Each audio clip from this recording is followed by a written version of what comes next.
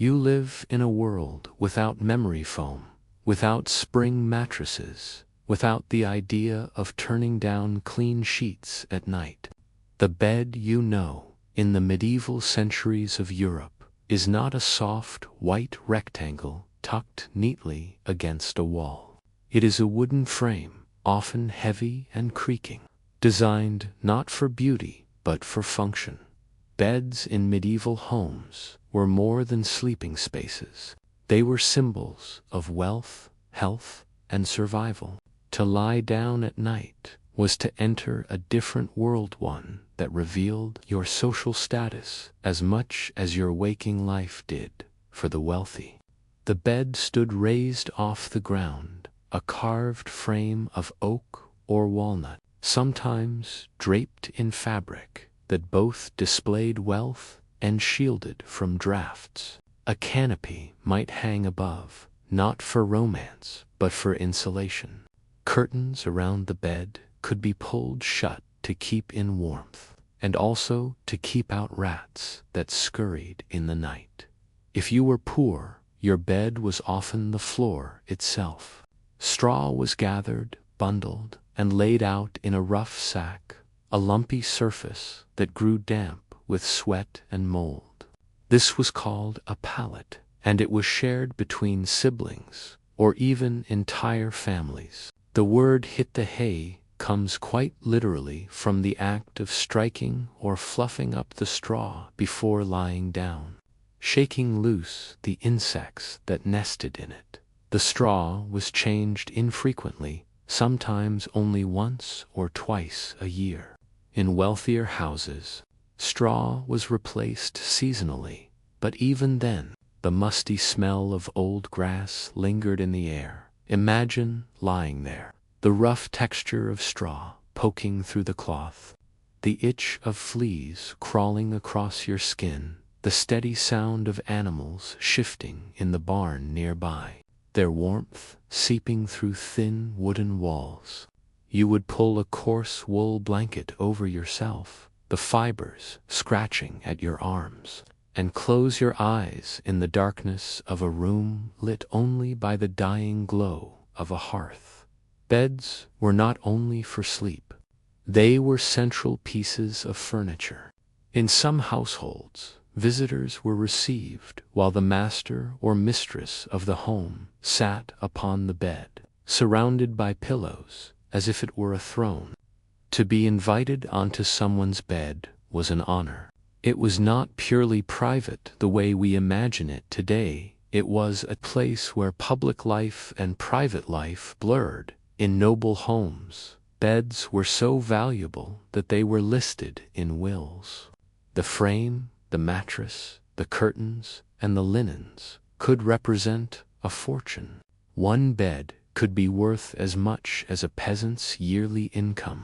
To inherit a bed was to inherit dignity. The mattress itself was called a tick, a large sack filled with straw, reeds, or sometimes feathers, if you were wealthy.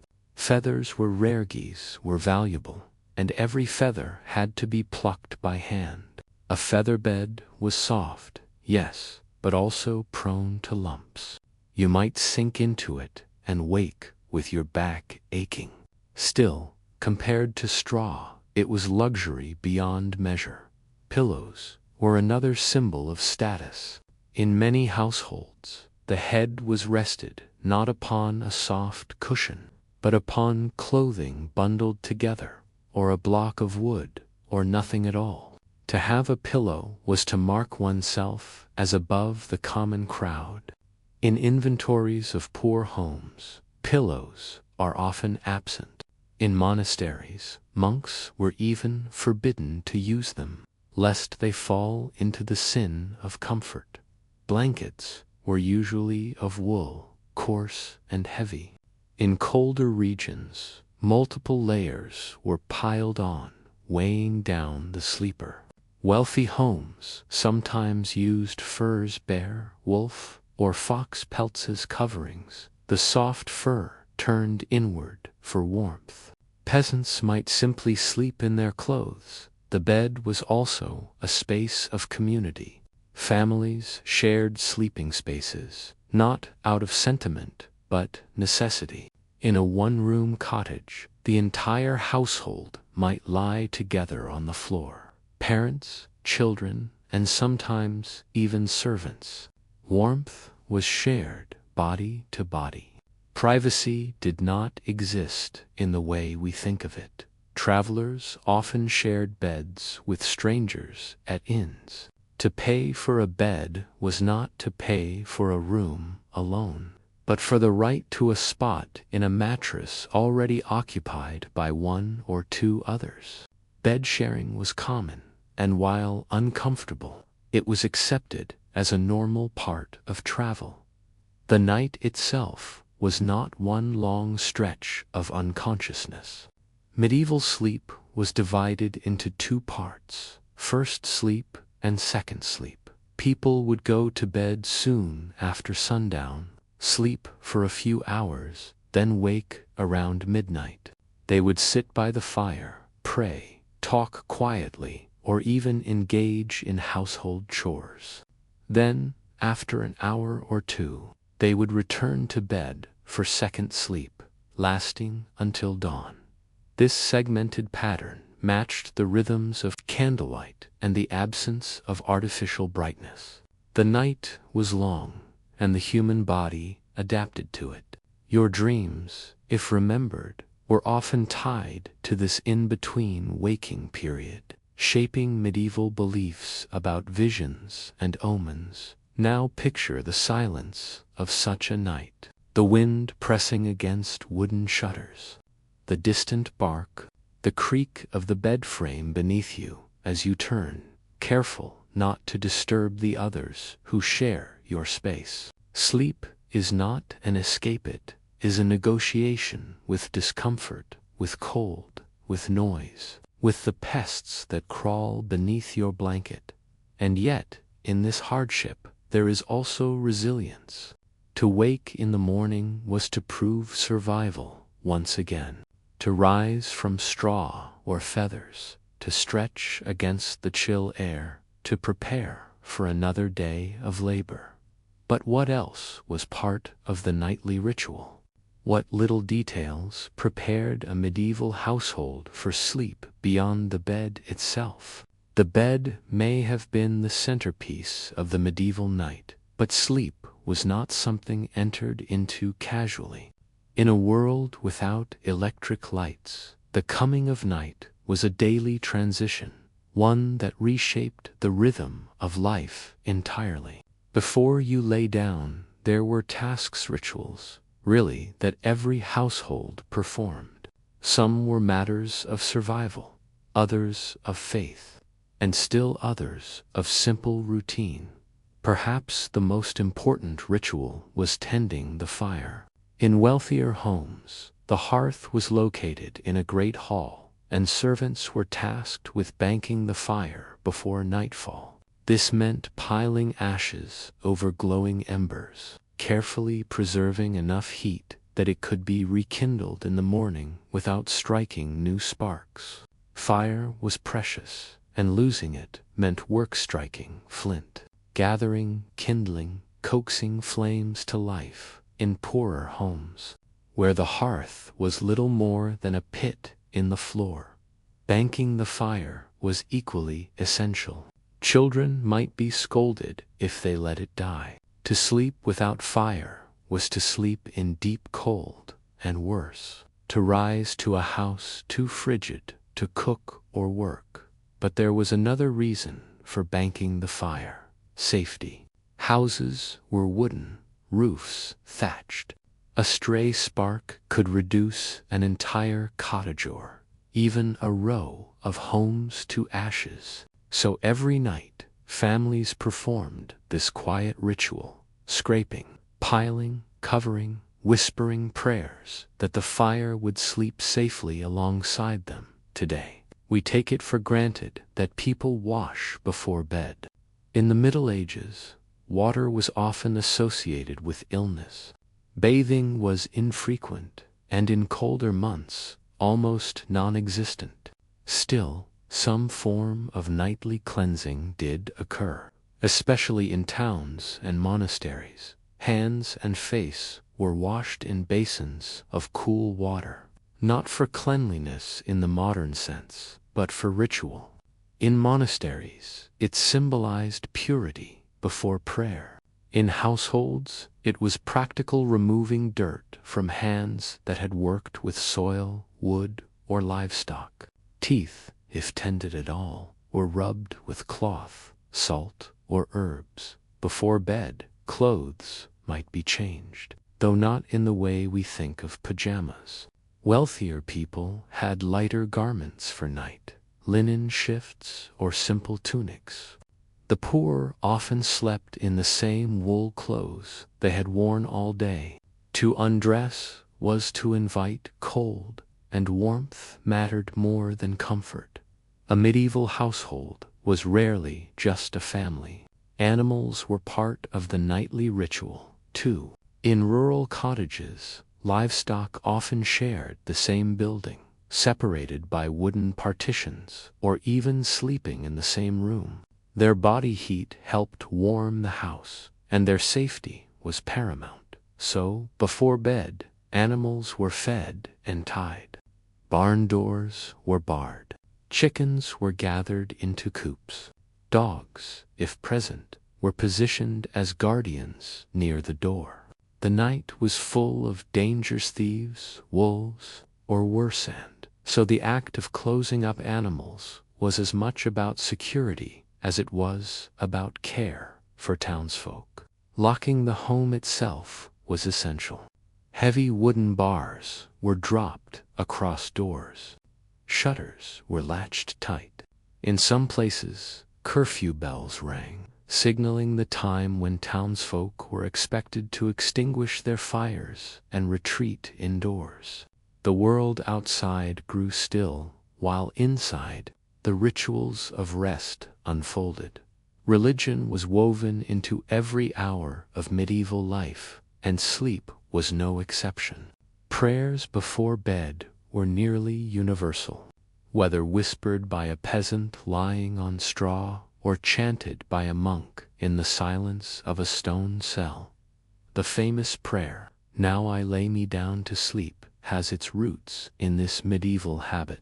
To commend one's soul to God in case of sudden death during the night. For death was never far.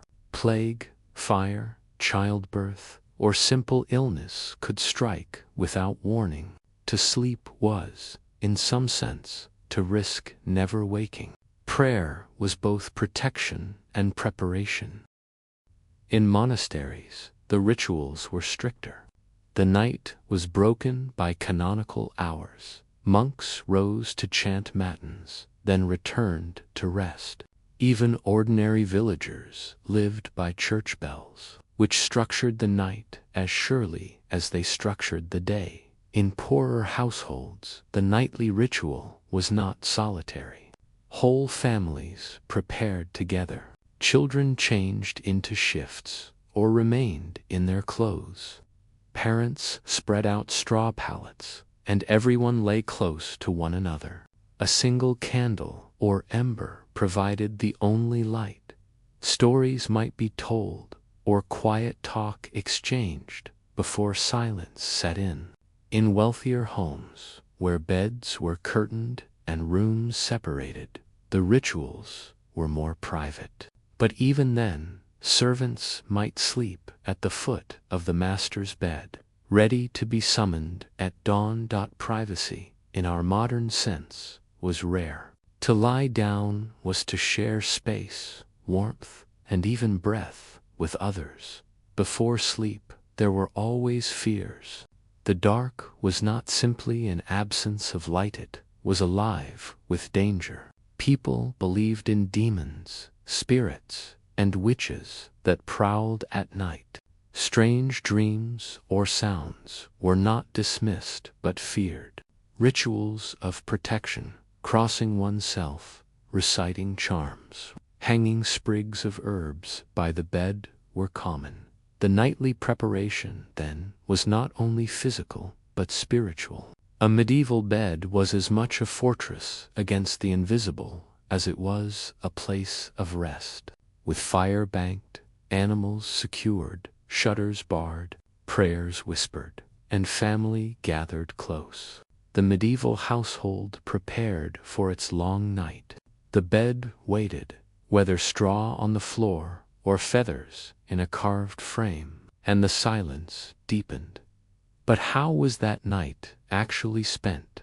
What patterns of sleep defined the medieval world? And how did people navigate the long, cold hours between dusk and dawn? Night, in the medieval world, was not one continuous silence.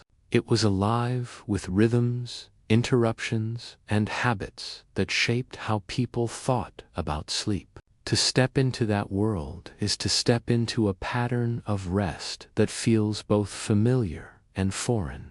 The most striking difference from our modern lives is the idea of segmented sleep. Medieval people rarely slept in one unbroken stretch. Instead, they slipped into what they called first sleep soon after sunset. This lasted 3 to 4 hours, a heavy slumber that carried them into the deepest darkness of night. Then, sometime around midnight, people awoke. Not startled, not restless, but naturally, as though the body expected it. This waking period lasted 1 to 2 hours. Families might stir the fire back to life, drink small cups of ale, or even step outside to relieve themselves under the stars. Some prayed, using the quiet stillness as a time for devotion. Others spoke softly with family members, or even visited neighbors, confident that others, too, would be awake. After this watchful interval, people returned to bed for second sleep. This final stretch carried them until dawn, lighter and dream-filled, before the rooster's crow summoned them to begin another day. Modern historians only rediscovered this pattern through diaries, court records, and medical texts. The segmented rhythm, once natural, has almost vanished in our electrified world, where artificial light stretches the day far beyond sunset. Yet, for medieval households, this was the ordinary shape of rest. Dreams were not idle illusions. They were taken seriously. In the in-between time, between first and second sleep, dreams were recalled and discussed. People believed they might contain messages, warnings, visions, or signs from God. Books of dream interpretation circulated, filled with strange logic. To dream of fire might signal passion. To dream of water might foretell illness. For monks, for peasants, they were omens that shaped daily choices. A disturbing dream might lead someone to adjust their work, offer prayers, or even seek guidance from a priest. Sleep, then, was not just physical, but spiritual territory. The medieval night was not silent. Beyond the walls of the house, dogs barked at shadows, owls hooted, and wolves sometimes howled from the edges of forests. In towns, the curfew bell had long faded, but guards patrolled the streets, their footsteps echoing on cobblestones. Inside the home, the sounds were more intimate, the steady breathing of family members, the shifting of animals, the rustle of straw as someone turned. The creak of a bed frame could wake the household. Fleas and lice were common companions, their bites forcing sleepers to scratch in the darkness. To us, such disturbances might seem unbearable. To them, they were simply the background of life. For some, the waking period between sleeps was a time of quiet productivity. Women sometimes nursed infants or spun wool by the fire. Men might carve small tools, sharpen blades, or mend harnesses. Couples often found intimacy in these hours, with church sermons even acknowledging that midnight was a favored time for conception. This small pocket of wakefulness, lit by embers or a single candle, gave the night a layered rhythm. Rest, wakefulness, then rest again. When second sleep ended, the transition to day began quickly. There were no alarm clocks. Instead, life was dictated by natural sounds. The cock crowed, bells rang from churches, and animals stirred. In summer, dawn came early, and work began almost immediately. In winter, the darkness lingered, but so did labor, for survival knew no pause. Beds were not places to linger. To remain in bed too long was frowned upon, even mocked. Proverbs warned against idleness. The devil finds work for idle hands. Farmers rose to fields, craftsmen to workshops, monks to prayer. The bed was abandoned, its straw left to cool until nightfall returned. What does it mean, then, to imagine sleep in a medieval bed? It was never the solitary, private act we imagine today. It was communal, ritualized, segmented, and noisy.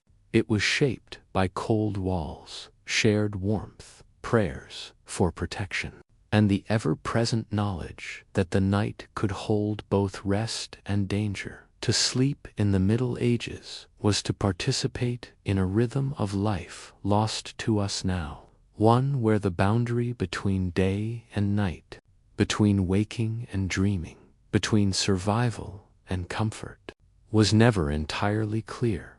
Even in the most ordinary act, laying down upon straw or feathers, people carried the burdens of their world.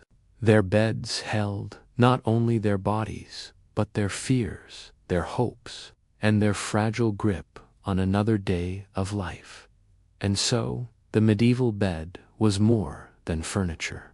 It was a window into a way of living and of resting that reminds us just how much the ordinary details of history shape the story of humanity. The Roman Empire was built not only on legions, laws, and marble temples, but on the small, relentless duties carried out in every home. When you imagine Rome, you might think of triumphal arches, senators in white togas, or gladiators in the Colosseum. Yet, for most Romans, life was shaped not by grand speeches or battles, but by chores, endless, repetitive, utterly necessary. To step into a Roman household was to step into a cycle of labor that began before sunrise. A typical Roman home, or domus for the wealthy, was a structure of brick and plaster, arranged around an open atrium where light filtered down through a central opening. Water trickled into a shallow pool, the impluvium, collecting rain for household use. For the poor, life was spent in cramped insulae apartment blocks of wood and clay, often several stories tall, where families occupied single rooms. Wherever one lived, chores were constant. Firewood had to be gathered, food bought or prepared, and clothing maintained. Few owned mechanical tools or conveniences. Labor was muscle-driven, and every task consumed time. The day began with the fire. In wealthy houses, slaves were sent to the kitchen to rekindle the coals left smoldering overnight. In poorer households, a wife or daughter crouched over an earthen stove, coaxing sparks from flint, blowing gently into straw until flames caught. The smell of smoke filled the air, and with it, the first duties of the day: warming water, baking bread, and heating oil lamps that had burned low during the night. Romans lived on bread. Each morning, grain had to be ground into flour using a hand mill. The cornstone, heavy and circular, was turned by hand, crushing kernels into powder. This was exhausting work, often done by women or slaves. and it could take hours to grind enough for a day's loaves. Wealthier families might send grain to communal bakeries, where great ovens baked bread in bulk. But even then, someone had to carry the grain, wait for the loaves, and bring them back. For the poor, bread was made at home, baked in clay ovens, or even on flat stones heated by fire. The work was monotonous, dusty, and absolutely central to survival. Water was another chore that defined Roman life. Aqueducts may have carried water to cities, but few houses had direct access. Wealthy homes had cisterns or fountains, but poorer families fetched water daily from public fountains. This meant queuing in the morning light, carrying clay jars, filling them, and hauling the heavy weight back up narrow stairways of insulae. The jars sloshed and strained arms, yet the task could not be skipped. Water was needed for cooking, washing, and drinking. For the unlucky who lived far from fountains, the chore was even more punishing. Roman homes were dusty, smoky, and crowded. Floors had to be swept, ashes carried out, and pots scrubbed with sand or ash paste. Oil lamps left soot that blackened walls and ceilings. Food scraps drew pests, and without modern soaps, cleaning was rough and physical. In Domas homes, slaves carried out much of this work, crubbing mosaics, polishing bronze, beating dust from cushions. In poorer homes, families did it themselves, patching worn walls, sweeping shared staircases, and tossing waste into streets where carts collected ichor, where it simply rotted until swept away. Romans wore wool and linen, garments that absorbed sweat and dust. Washing was a chore left often to professional laundry workers. Clothes were soaked in vats filled with water, lye, and even urine, the ammonia breaking down grease.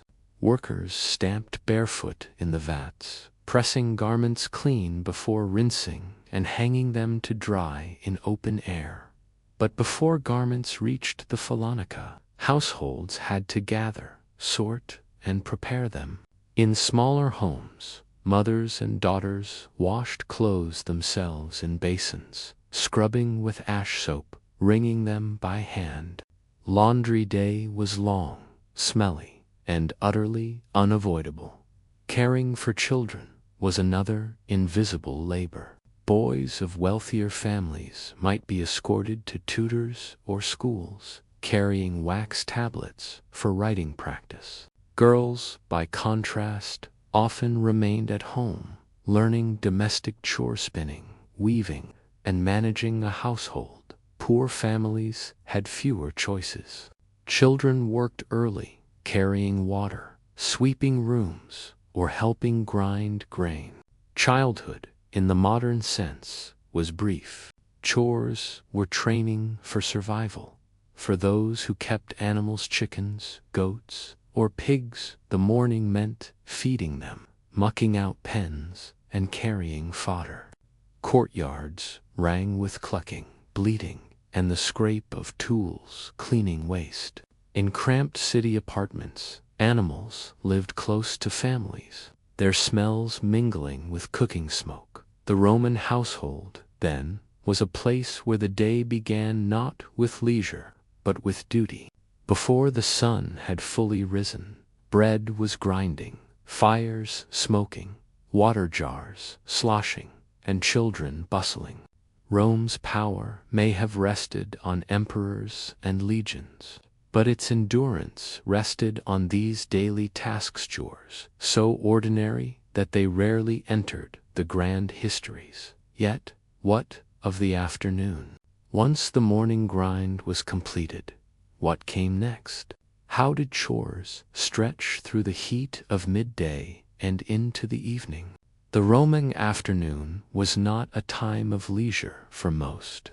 After the exhausting morning of water carrying, fire tending, and grain grinding, the work of the day rolled into new cycles.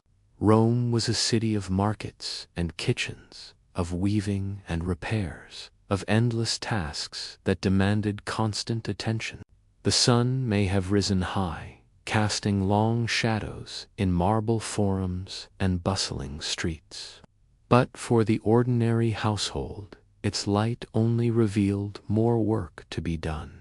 No Roman home was self-sufficient. Unlike farms, city households depended heavily on markets. Each afternoon, family members, often women, slaves, or servants, walked to local stalls. Markets sold not only food, but also oil, wine, salt, pottery, and cloth. There were no refrigerators, no long-term storage for perishables. Meat spoiled quickly, vegetables wilted, and bread went stale. This meant daily trips were necessary. Market baskets swung from tired arms, filled with olives, beans, lentils, onions, and perhaps fish if it could be bought fresh. Meat was rare for the poor, expensive even for the middle classes. The markets were noisy, crowded, and pungent. Vendors shouted prices. Butchers hacked at carcasses. Fishmongers stank of the Tiber.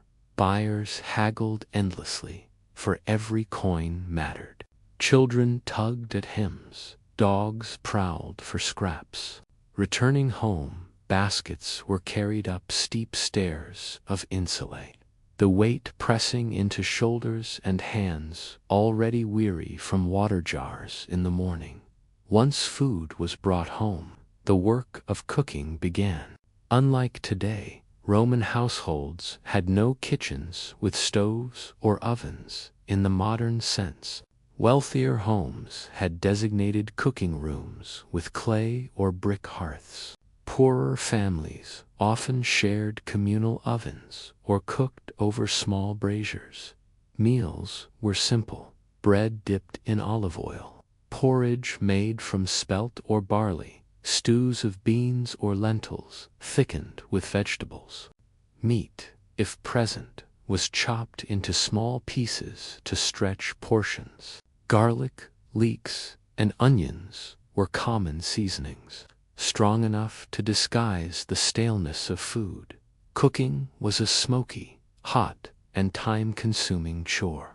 Fires had to be kept alive. Pots shifted constantly to prevent burning.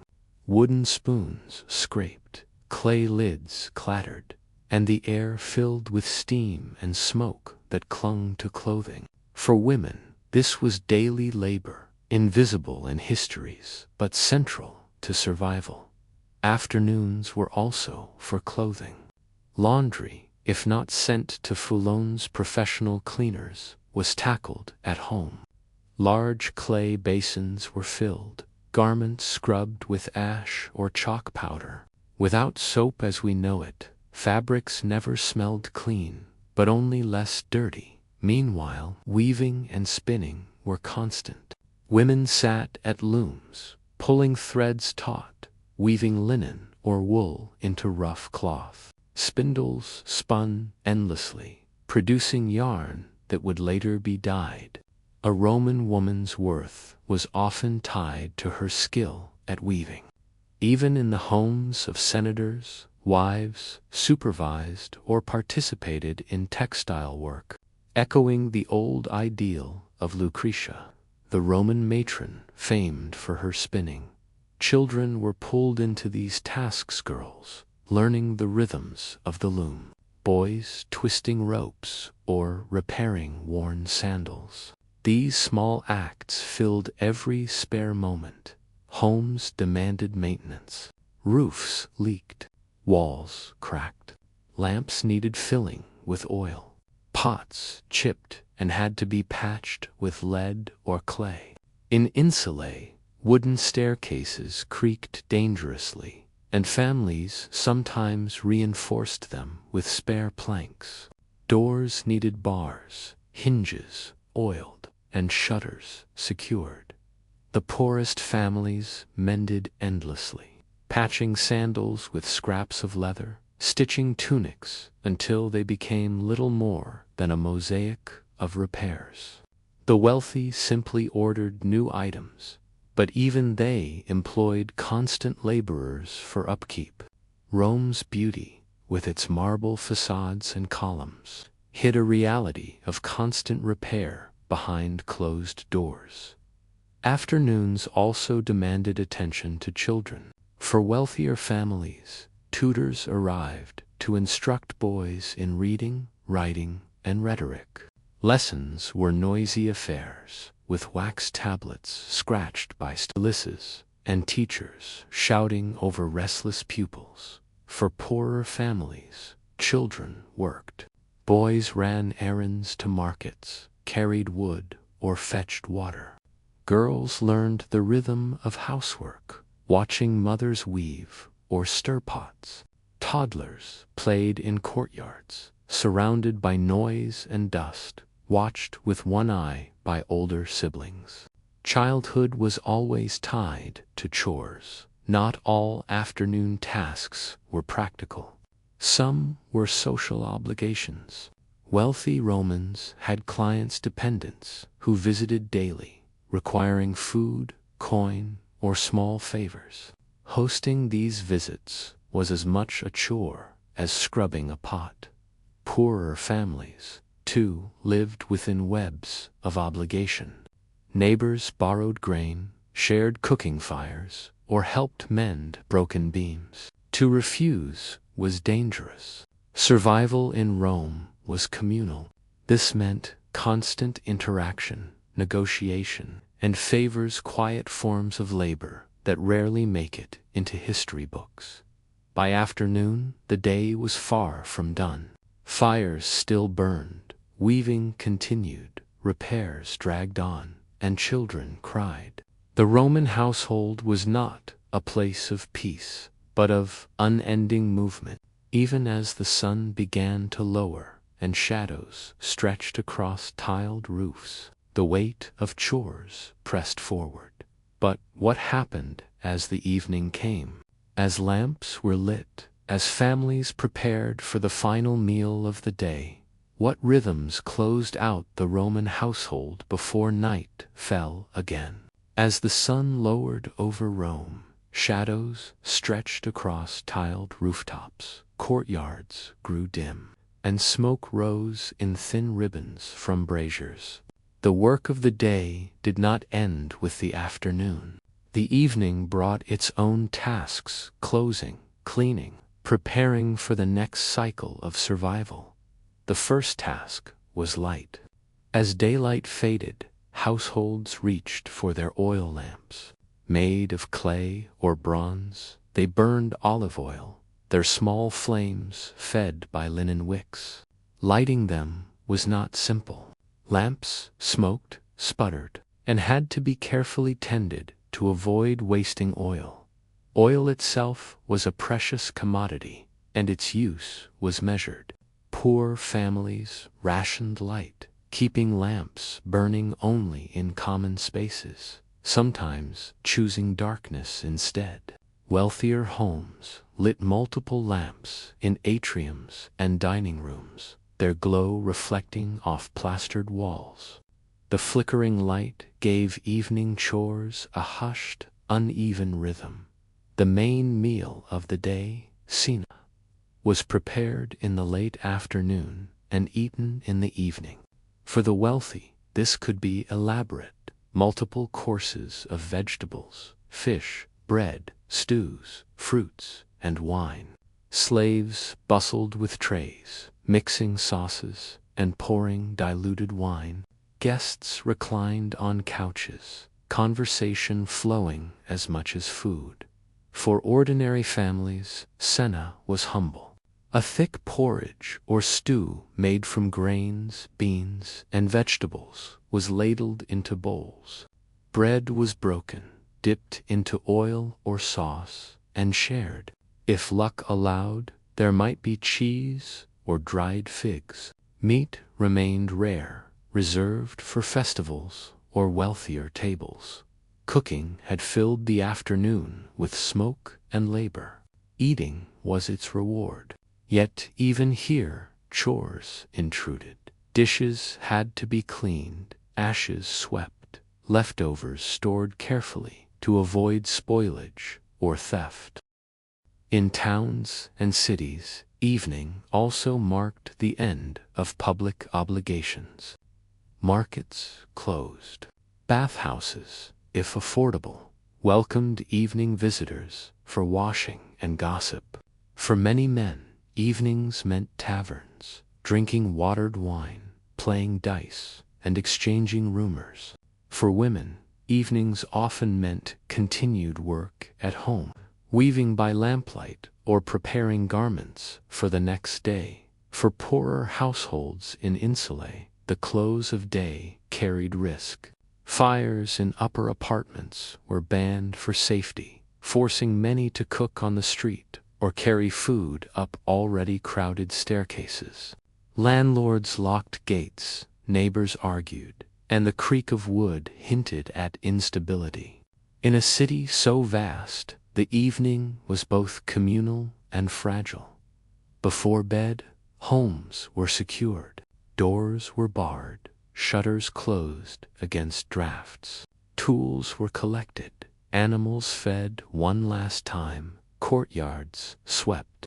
In wealthier homes, servants laid out bedding, shook mattresses, and tidied rooms. In humbler spaces, families simply spread mats or lay down on benches, exhausted from the day's cycles. Clothes, worn and patched, were set aside. Lamps were trimmed and, in most cases, extinguished olive oil, too valuable to waste overnight. The glow of a final flame faded, and darkness returned. The Roman night carried its own noises. Dogs barked, carts rattled on cobblestones, taverns rang with voices, and distant bells signaled curfew in some towns. Families lay listening to neighbors cough, to floors creak, to water slosh in jars set aside for morning. The empire might seem grand in marble and bronze, but here, in these close spaces, life was intimate and ordinary, and so the day of chores ended as it began with work. Bread baked, water hauled, clothes scrubbed, lamps lit, fires banked, children soothed. These duties, repeated endlessly, were the true foundations of Rome. When we imagine the empire, we picture emperors in purple cloaks, generals with laurel crowns, and legions marching beneath standards.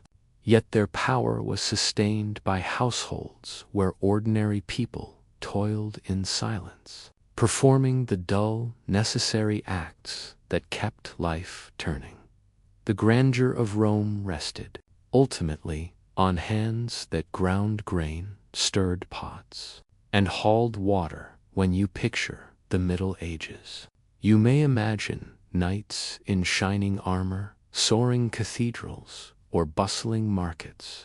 What you likely do not imagine is where those same knights, priests, and peasants went when nature called.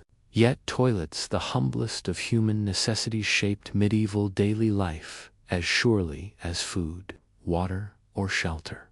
The truth is simple. There were no flush toilets, no porcelain bowls, no swirling water, no polite privacy. Instead, the act of relieving oneself was woven into the rhythms of survival, discomfort, and ingenuity. In castles and wealthier homes, the most common toilet was the privy. These were small chambers, often jutting out from outer walls, with a hole carved into a wooden bench. Beneath lay a vertical shaft, dropping waste into a cesspit, or if the castle was built above a moat, directly into the water below. Privies were sometimes called garderobes, a name that hints at their dual use. Clothing, especially heavy cloaks, was sometimes stored in these rooms, as the ammonia fumes from waste were believed to ward off moths. Imagine hanging your best woolen cloak above a shaft of human waste, trusting the smell to preserve it. These garderobes were practical but far from pleasant. In summer, the heat magnified odors until they seeped through castle halls.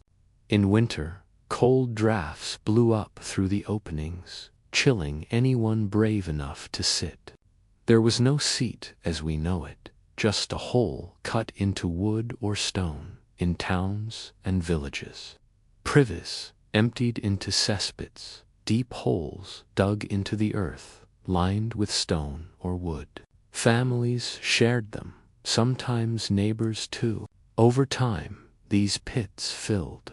The smell was overwhelming, a permanent presence in alleys and yards. When cesspits overflowed, someone had to clean them. These men were called gong farmers in England.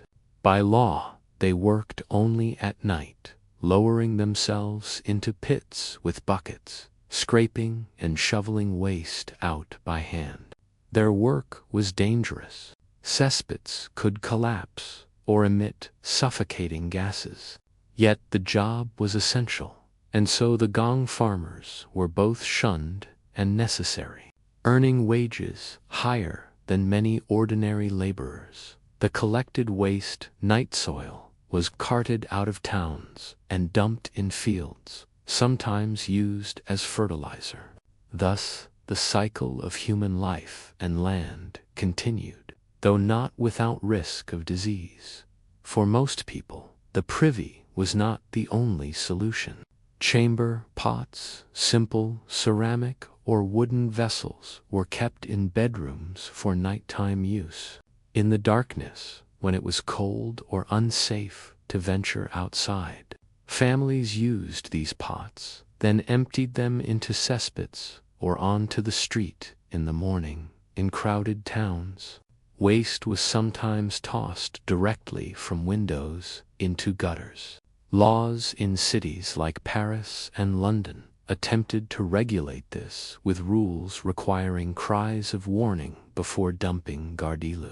In Scotland, meaning watch out for the water, yet rules were often ignored, and streets became foul with human and animal waste.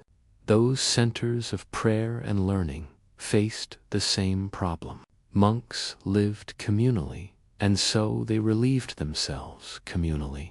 Long latrine houses were built over running water, with rows of stone or wood seats. Silence was expected, but the practical reality was the sound of water and the smells of many men gathered in one place. For monks, cleanliness was tied to discipline. Latrines were maintained regularly, though the smell could not be banished. The act of going to the privy was acknowledged, but not dwelt upon, another rhythm of daily life. Medieval towns were full of odors, smoke, animals, cooking fires, and above all, waste. Streets doubled as sewers, carrying rainwater and filth together. Travelers remarked often on the stench. Yet for those who lived in it daily, the smell was background and pleasant, but normal. Wherever you went, from castle to village, the privy was never far away. Crude, uncomfortable, and smelly. It was a reminder of the body's needs in a world without plumbing. But toilets were not just about where people went. They also shaped health, disease, sanitation, and survival. How did medieval toilets connect to sickness and to the very fragility of human life in those centuries? The medieval privy was not just an inconvenience, it was a silent player in the health of entire communities. In an age without modern plumbing, without germ theory, and without antibiotics, the management of human waste was as important as bread or fire. The toilet was not merely a private act, it was a public risk. Today, we understand that waste carries bacteria, viruses, and parasites. Medieval people did not know these terms, but they knew the consequences. Filthy water made people sick. Foul air spread illness, they believed. Under the miasma theory, that bad smells themselves carried disease. Privies that emptied into cesspits often contaminated wells nearby. A family might drink water drawn from the same ground that absorbed their waste. In towns, runoff from overflowing pits seeped into streets, mingling with rainwater, pooling in alleys where children played. The result was outbreaks of dysentery, typhoid, and other deadly illnesses. Entire neighborhoods could be brought low by contaminated water. Yet the connection between toilets and disease remained murky until centuries. Later, medieval cities attempted to regulate waste. In London, ordinances forbade tossing chamber pots into the street during the day. In Paris, fines were levied against those who dumped refuse from windows without warning. In German towns, cesspits had to be built a certain distance from wells, but enforcement was difficult. People continued to use streets, rivers, and fields as convenient dumping grounds. Gong farmers might empty pits, but they could not solve the problem of thousands of chamber pots. Even castles, symbols of strength and grandeur, struggled. Waste from garderobes trickled into moats, polluting the very waters meant to protect them. Invaders sometimes exploited this, poisoning water supplies or breaching walls where waste pipes ran. Despite its dangers, waste was not always discarded. Farmers valued it as fertilizer. Carts of night soil were hauled out of cities, spread on fields, and mixed into soil. This recycling kept agriculture moving, but it also spread disease from town to countryside. The men who handled this, gong farmers and night soil collectors, were viewed with both disgust and necessity. They were often paid well, more than common laborers, because few were willing to risk the fumes, the filth, and the danger. Some suffocated from toxic gases in cesspits. Others fell ill after years of handling waste. Their work was vital, but their lives were precarious. Monasteries, surprisingly, were among the cleanest institutions of the medieval world. Their latrines were designed with some forethought, often built over streams that carried waste away. Monks cleaned them regularly, understanding at least that stagnant waste brought sickness. Yet even here, outbreaks struck. In closed communities, one contaminated water source could infect dozens. Silent cloisters sometimes echoed with coughs and the shuffling of the sick, reminders that no wall, however holy, could protect from poor sanitation. The greatest medieval killer, the plague, was not directly tied to toilets, but other diseases were.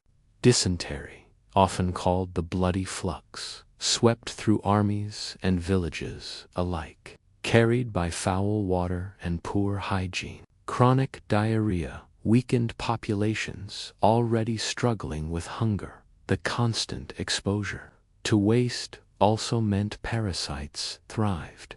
Worms, fleas, and lice-infested bodies, fed by the conditions created by inadequate toilets. The act of sitting on a privy was not merely uncomfortable, it was a gamble with health. Yet, for all these dangers, toilets were tolerated as unavoidable. People accepted the smell, the sickness, the sight of waste in streets as part of life. Complaints filled city records, but solutions were rare.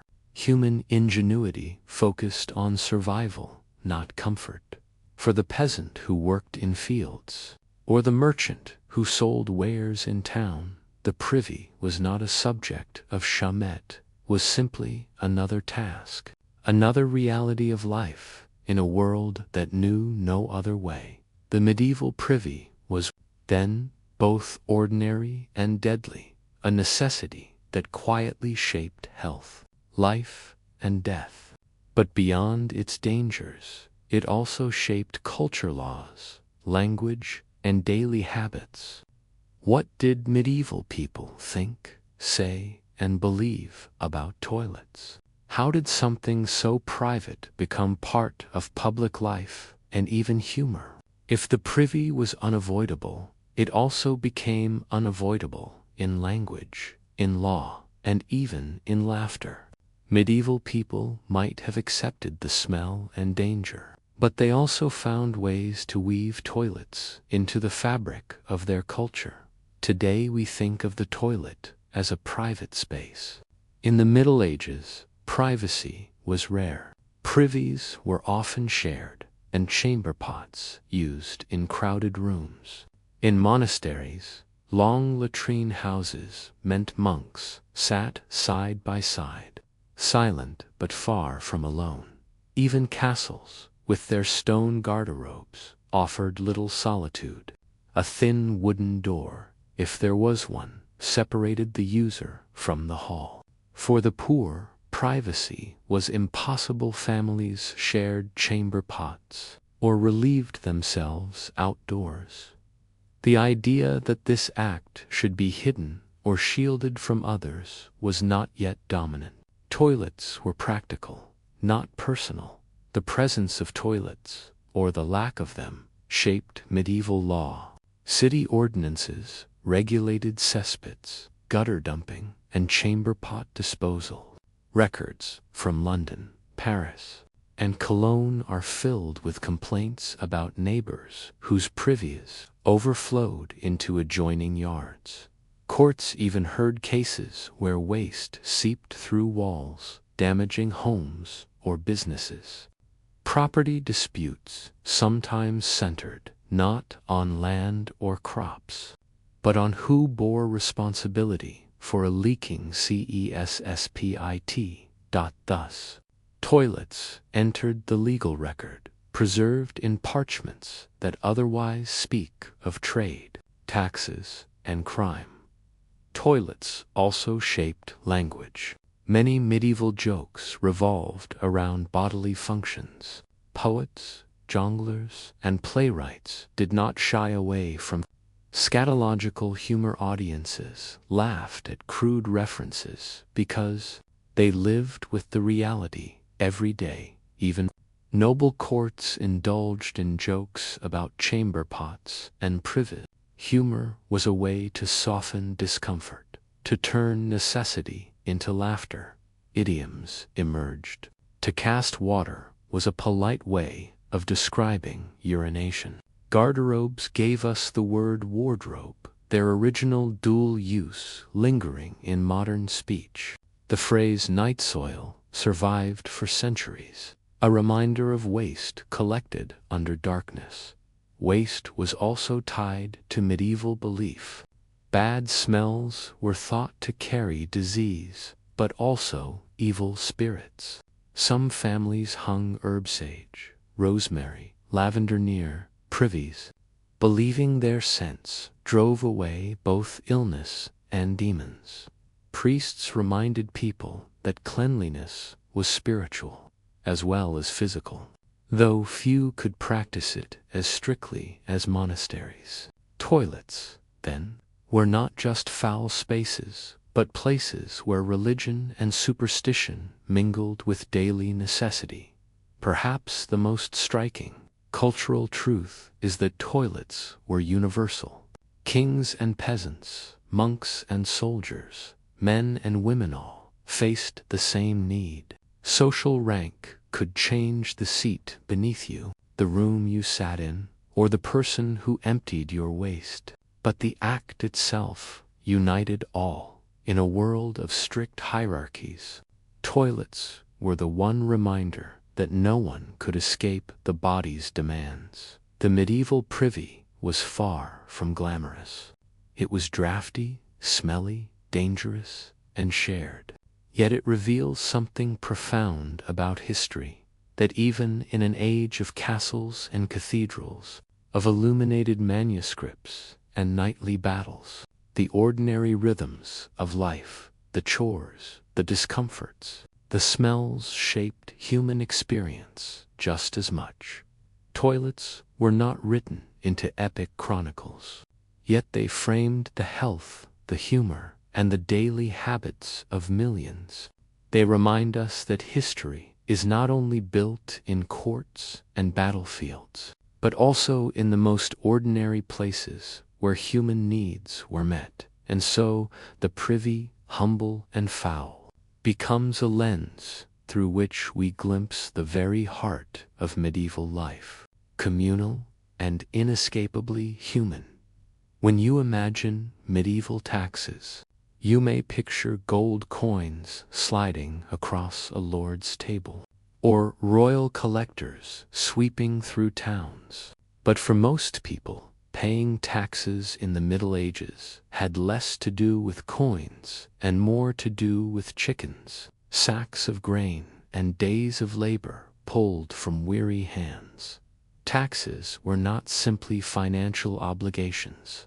They were the framework of medieval society, shaping who held power and who carried burdens. To understand life in a medieval village or town, you must understand the many forms of dues that bound people to their lords, their church, and their king. At the heart of medieval taxation was the feudal system. Land was not owned outright by peasants. It was held in exchange for service.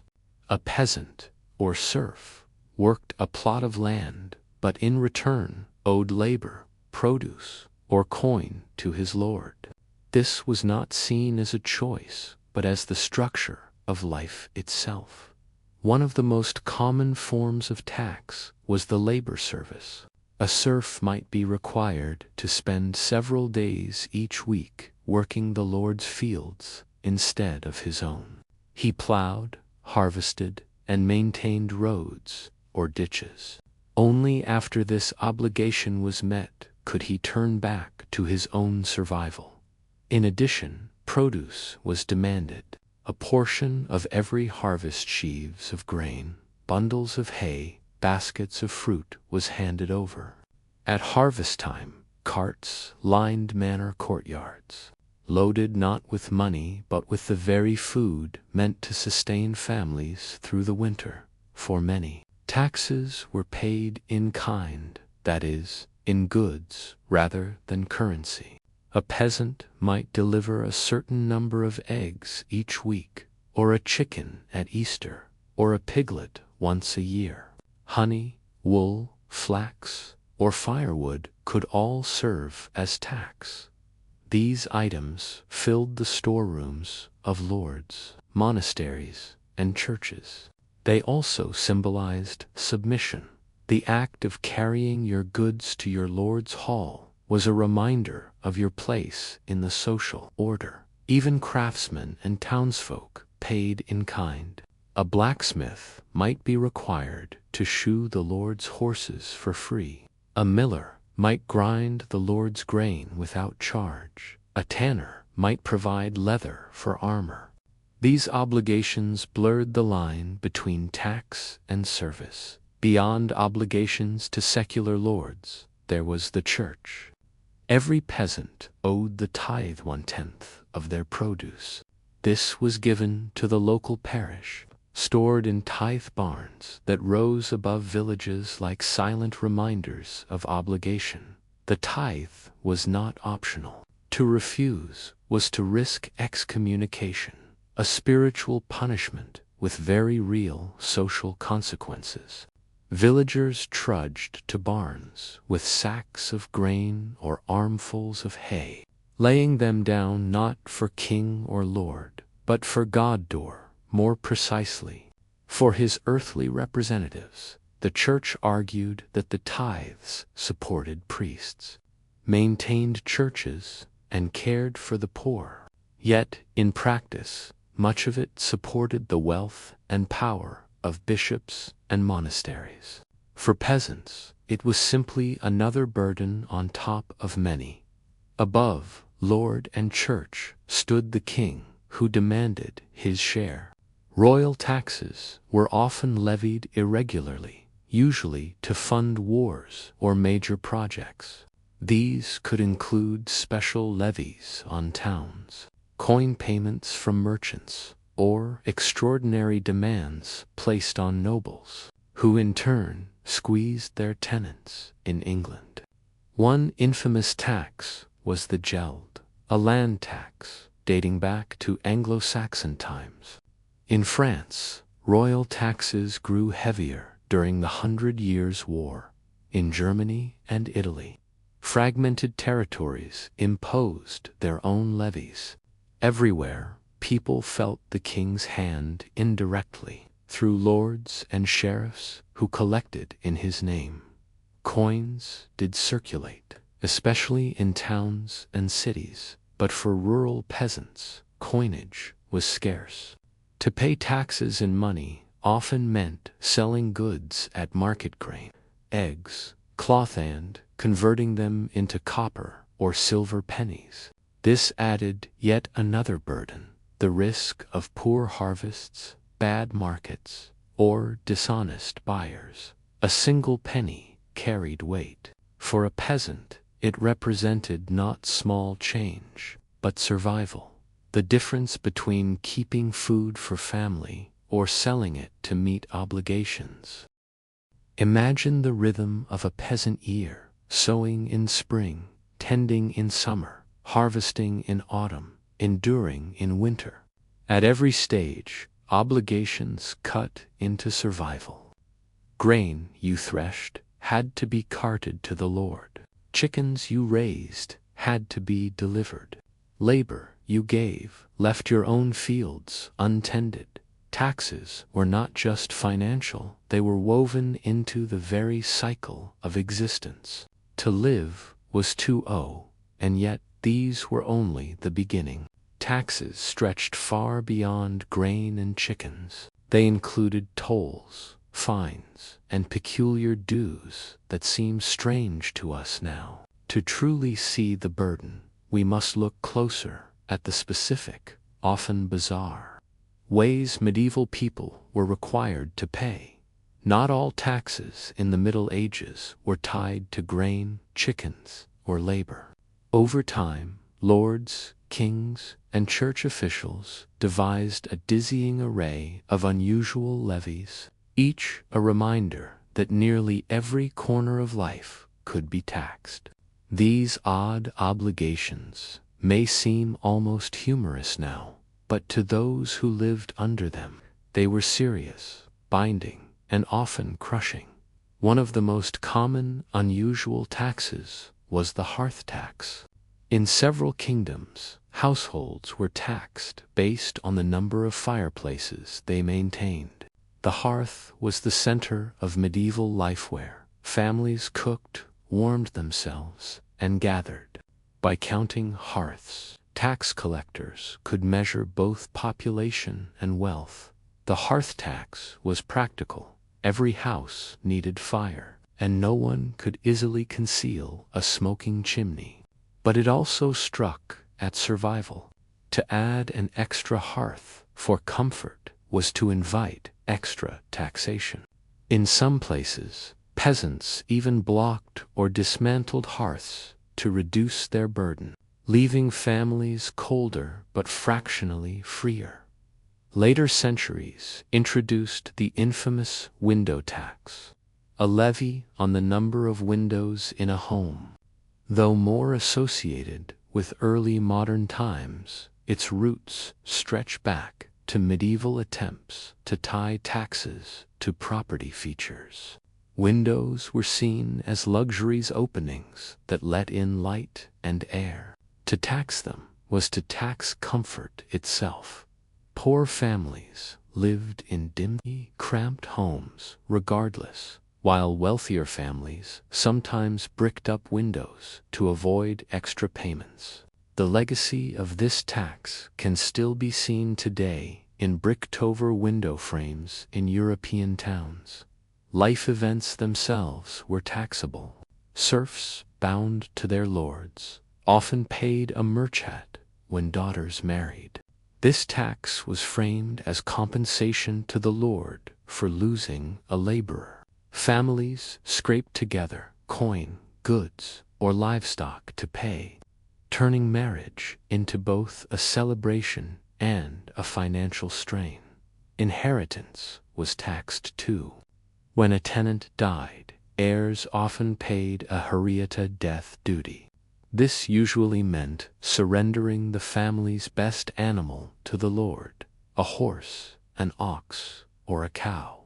For families already grieving, it was a heavy, bitter blow. Travel itself could be taxed. Bridges, gates, and roads often carried tolls. Merchants paid to move goods, peasants to drive animals, even pilgrims on holy journeys to pass certain routes. Castles and towns set up toll stations where guards collected coin or goods. In some regions, even river crossings required payment: one coin for man, another for horse, a different rate for carts. The flow of medieval life was constantly slowed by the outstretched hand of toll-dash keepers. Many strange levies existed, unique to particular towns or periods. In some places, beards were taxed, seen as symbols of status. In others, bachelors were taxed for remaining unmarried.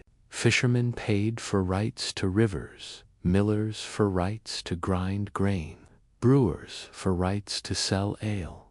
Even trivial acts could be taxed. Markets charged stall fees. Villages fined those who gathered wood or grazed animals without permission.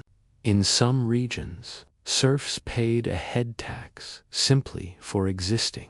The layering of these small but relentless dues created a constant drag on daily life. Each transaction, each milestone, each necessity seemed to carry its own price. To modern eyes, these taxes may appear absurd, but they reveal a truth about medieval governance. Rulers and lords were endlessly creative in finding revenue. Anything visible, measurable, or essential could be monetized. Fire, light, marriage, death, travel all became opportunities for collection. For peasants, these unusual taxes added to the grinding reality of obligation. It was not enough to grow food, serve labor, or deliver chickens. Even your hearth, your windows, and your family choices could be counted, measured, and taxed. These strange levies highlight how thoroughly taxation shaped medieval existence. But how were these taxes actually collected? Who knocked on doors, tallied windows, or carted away grain? The final piece of this story lies in the collectors, the men who carried the authority of lords and kings into every home. Taxes were not just abstract rules written in charters or proclaimed by kings. They were enforced by real individuals who carried lists, tallied goods, demanded dues, and bore the authority of lord, bishop, or crown. For ordinary people, the tax collector was one of the most visible and feared figures in medieval life. Imagine the knock at dawn. A steward of the manor, flanked by assistants, arrives at your cottage. His presence is not casual, it signals obligation. He carries a list of dues owed to chickens at Easter, a sack of oats after harvest, 3 days of labor in the Lord's fields. If you have not delivered, he will demand it now. Chickens are seized, grain measured, animals counted. Resistance is risky. The steward represents authority.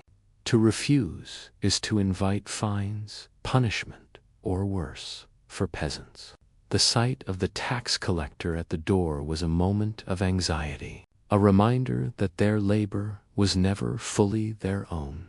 Taxes were often enforced through manor courts. These local assemblies, presided over by the Lord Steward, recorded obligations and punished defaulters. A man who failed to deliver his grain might be fined. A woman who did not pay her tithe of eggs might be summoned. The records of these courts, still preserved in dusty archives, are filled with the minutiae of peasant life: who owed what, who defaulted, who was punished.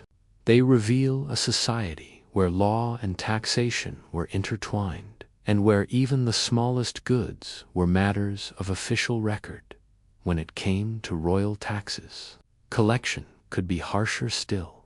Kings sent sheriffs or bailiffs, men empowered to enforce levies. These officials were often resented, seen as corrupt, greedy, and brutal.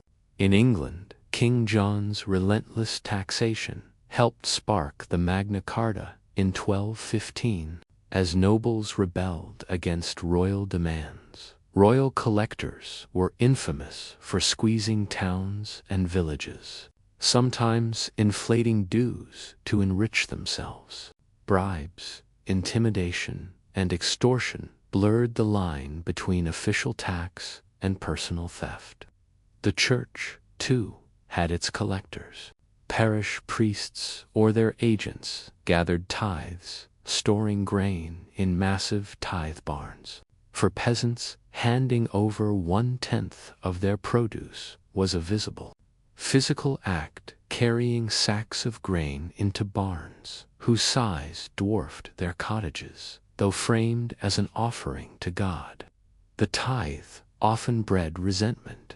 Chronicles record grumbling about corrupt priests who enriched themselves while villagers struggled with hunger. Yet to resist was unthinkable. Spiritual penalties loomed larger than fines. Faced with heavy burdens, peasants developed quiet strategies of survival. Some underreported harvests, hiding sheaves of grain or concealing livestock. Others bartered privately to avoid markets where tolls were charged. In towns, merchants smuggled goods past gates to dodge tariffs. These evasions carried risks. If caught, punishment was swift and public. Yet the temptation remained strong, for the line between survival and ruin was thin. Tax collectors became symbols of oppression.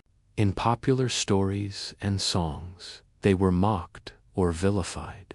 Rebellions often began with attacks on collectors, whose visible presence made them easy targets for popular anger.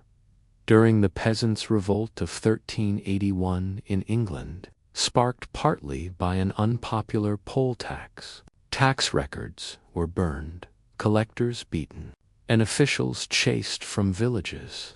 Similar uprisings flared across Europe, where resentment of taxes spilled into open defiance. To live in the Middle Ages was to live under the watchful eye of tax collectors, men who carried authority into kitchens, barns, and fields.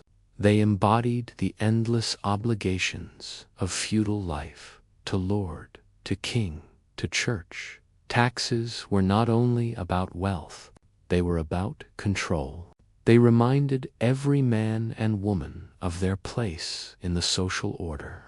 And though they were resented, they were inescapable in the end.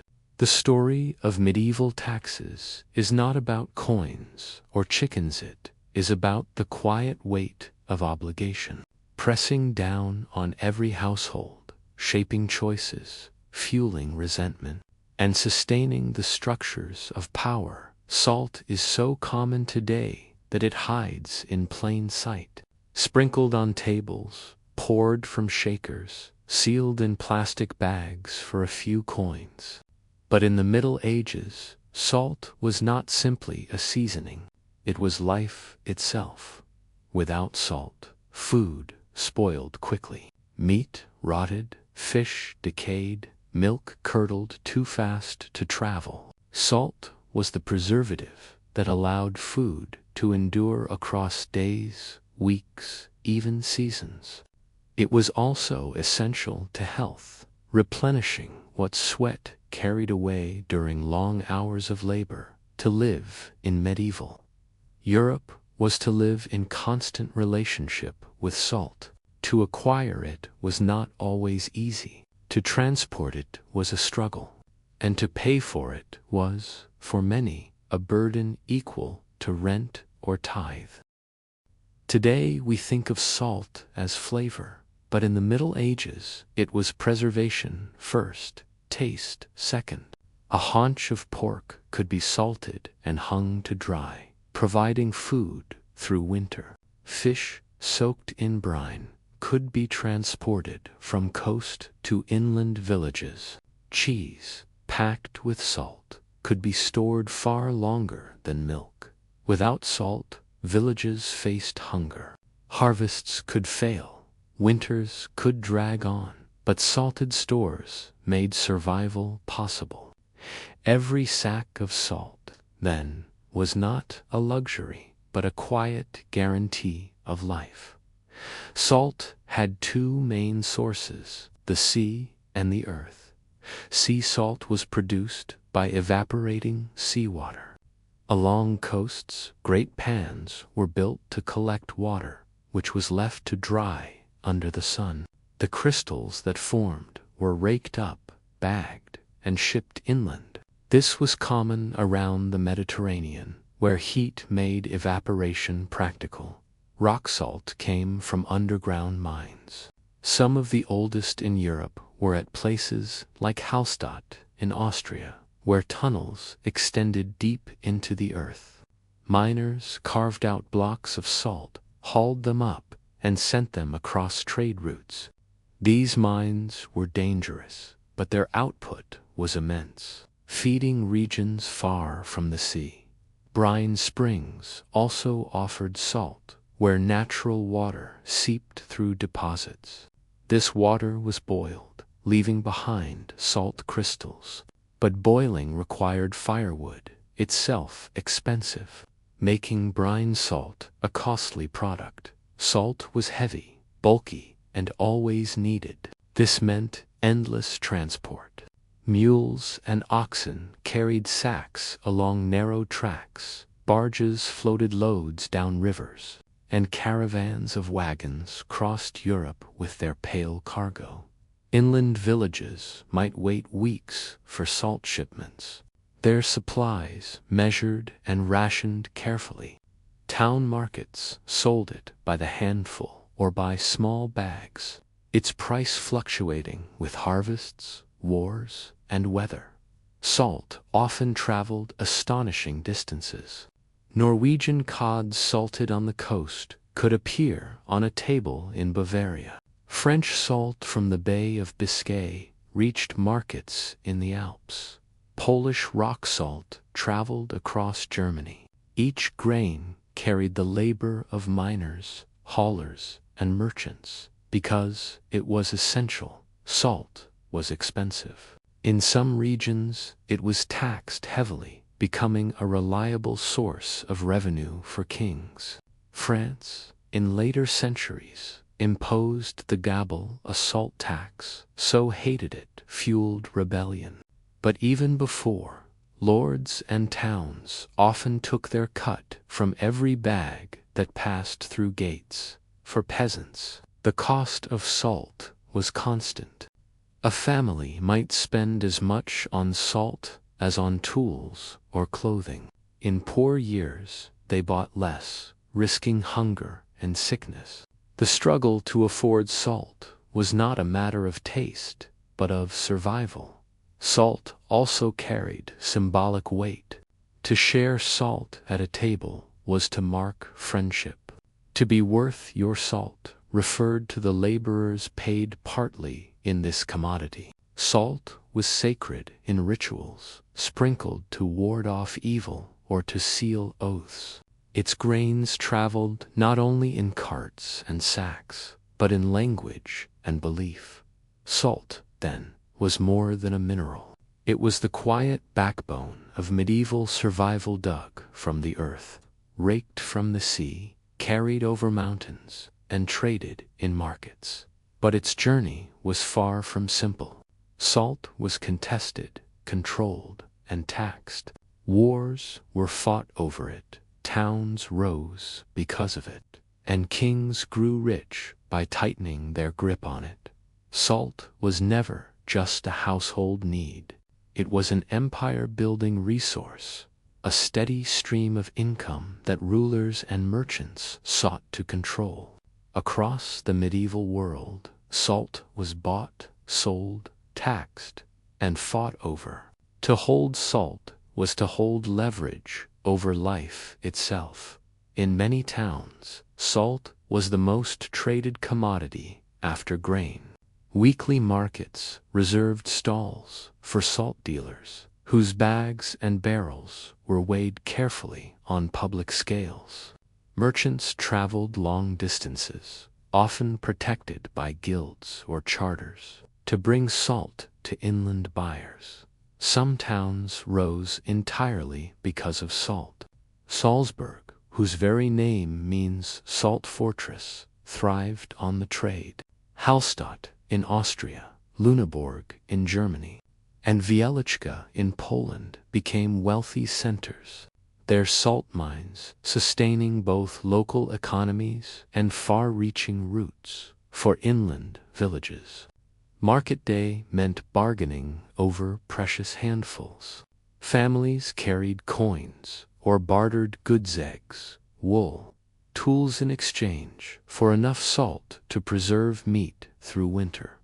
Because salt was so bulky, it shaped trade routes. Salt roads crisscrossed Europe, connecting mines and coasts to hungry cities. One of the most famous, the Via Salaria in Italy, carried salt from the Adriatic Sea to Rome itself, a route so essential that its name endures today. Caravans of ox-drawn carts creaked along these roads, guarded against bandits. In mountain regions, pack animals climbed narrow passes, sacks balanced carefully against steep cliffs. Every grain carried effort, sweat, and danger. Rulers recognized salt as a steady source of wealth. Kings imposed monopolies, forbidding anyone else to sell or transport salt without their license. Lords took tolls from caravans crossing their lands. Towns demanded fees from merchants unloading ships. In France, the gabelle became infamous. This royal salt tax, introduced in the 14th century, forced subjects to buy salt from government depots at inflated prices. It was hated for centuries, sparking smuggling networks and revolts. The resentment of the gabelle echoed all the way into the French Revolution, even earlier. Rulers across Europe treated salt as a tool of control. To own the mines was to own wealth. To tax the markets was to tax survival. Where salt was taxed, smuggling followed. Along borders, hidden paths carried sacks of contraband salt. Families risked punishment to buy cheaper supplies from neighboring regions. Smugglers were often poor peasants trying to survive, but rulers branded them criminals. Records speak of harsh penalties, confiscated goods, fines, even imprisonment. Yet smuggling never stopped. The need for salt was too great, and the temptation of lower prices too strong. Even the church entered the trade. Monasteries near coasts or springs often controlled salt works, using their labor to supply both themselves and nearby villages. Tithes sometimes included salt, stored in barns, alongside grain and hay. Salt also carried symbolic weight in religion. It was sprinkled in holy water, used in exorcisms, and seen as a purifying substance. Thus, the Church's control of salt was both practical and spiritual. Salt trade could even tip the balance of wars. Armies needed preserved food. Cities under siege often starved, not for lack of grain, but for lack of salt to keep meat edible. To cut off an enemy's salt supply was to weaken them without lifting a sword. In Italy, rival city-states fought over salt. In France, English blockades during the 100 Years' War targeted salt routes. In Germany, control of the Lüneburg salt trade made and unmade alliances. Salt was not glamorous, but it was power quiet, steady, and unavoidable. Salt's journey across markets and borders made it a cornerstone of medieval economies. But beyond its politics and profits, salt shaped the very rhythms of daily life. To preserve, to cook, to survival depended on this pale mineral. So how exactly was salt used in the home? What dishes, what methods, what rhythms of preservation filled medieval kitchens with its crystals? Salt in the Middle Ages was not glamorous. It did not sparkle on polished tables the way gold did in royal halls. Instead, it lived in cellars, kitchens, and smoky huts, doing the quiet work of keeping people alive.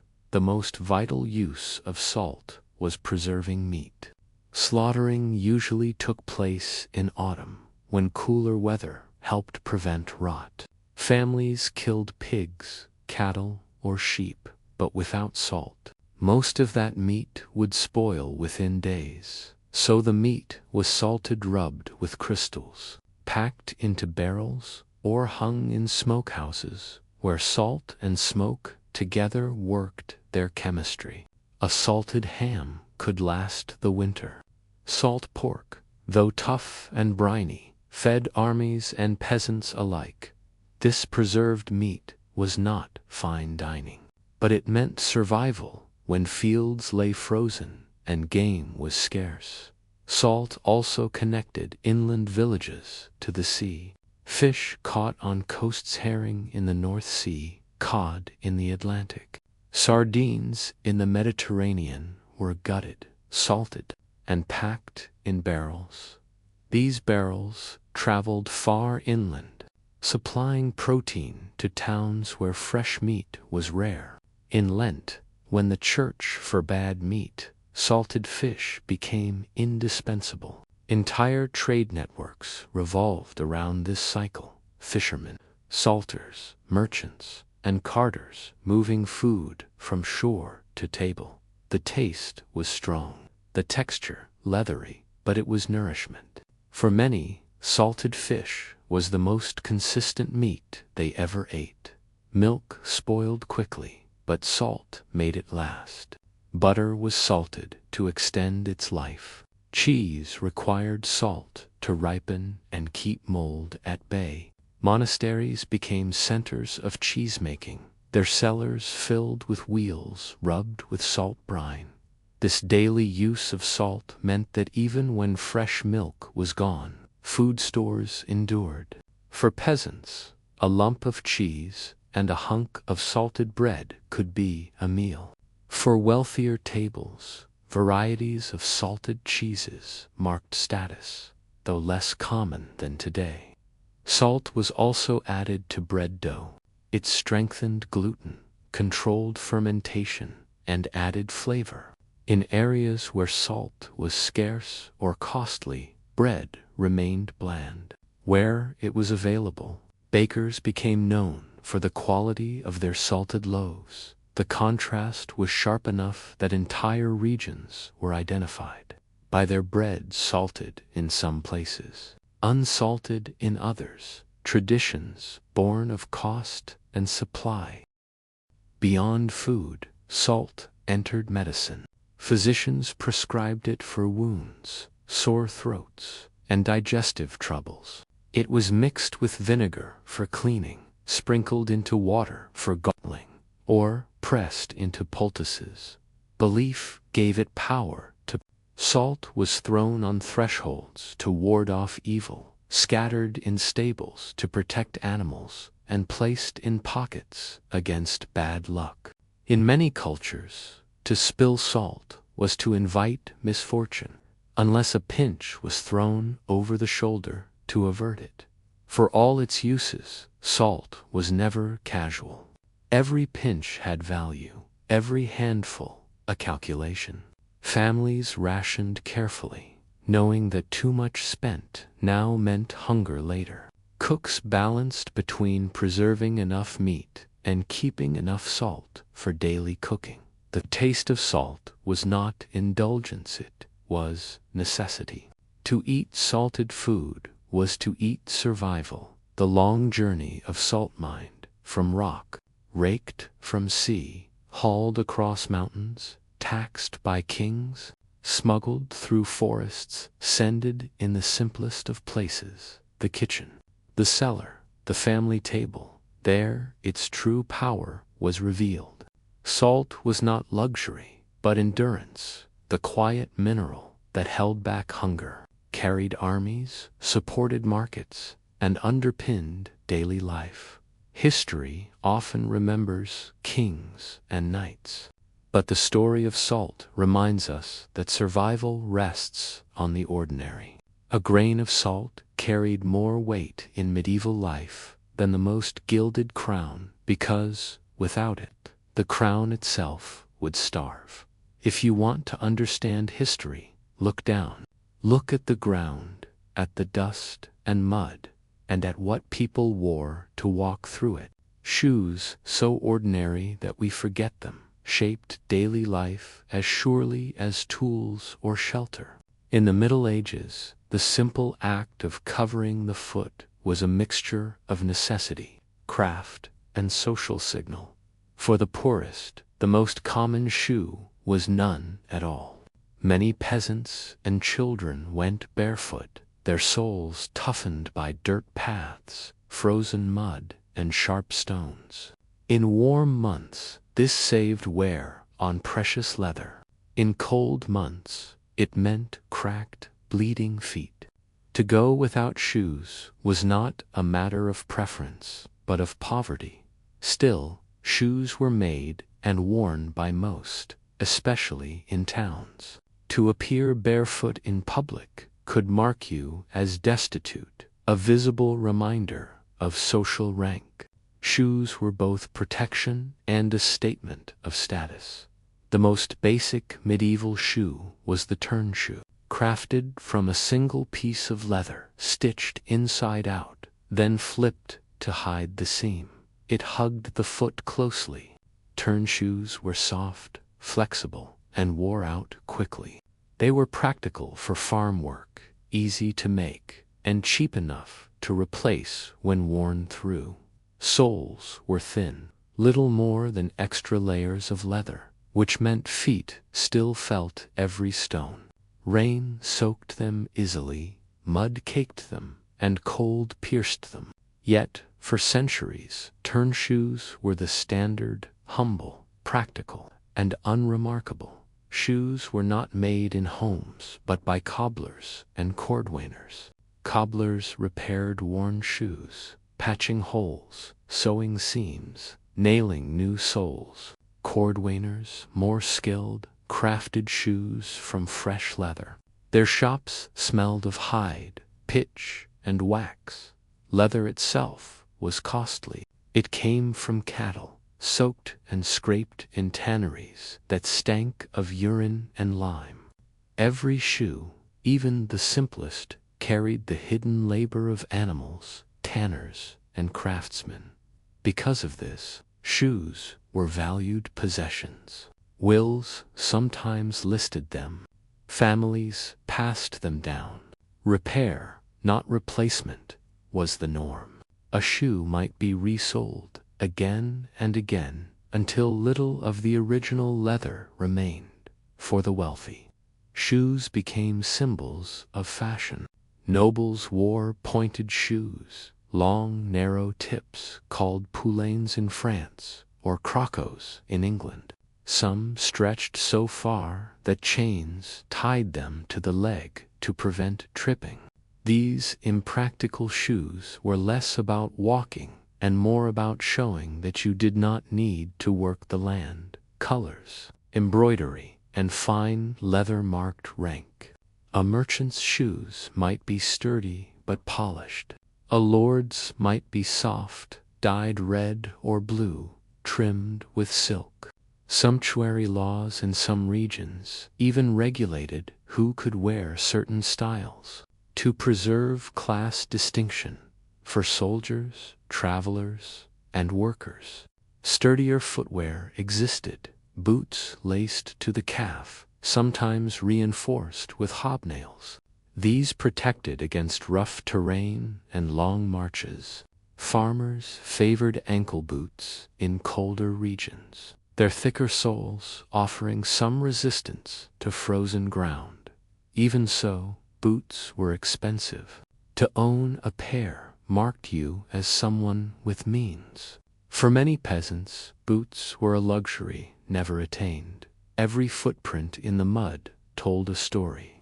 A bare footprint spoke of poverty. A worn turn shoe showed toil in fields.